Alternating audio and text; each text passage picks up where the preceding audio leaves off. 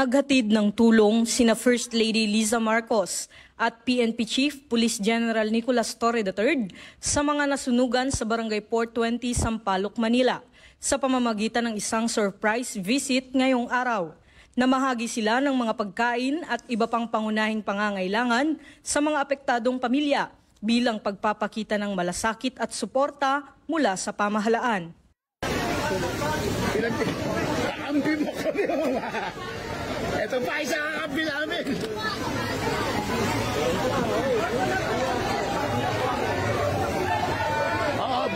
Bum. Kunang nag-aabot. Walang ito.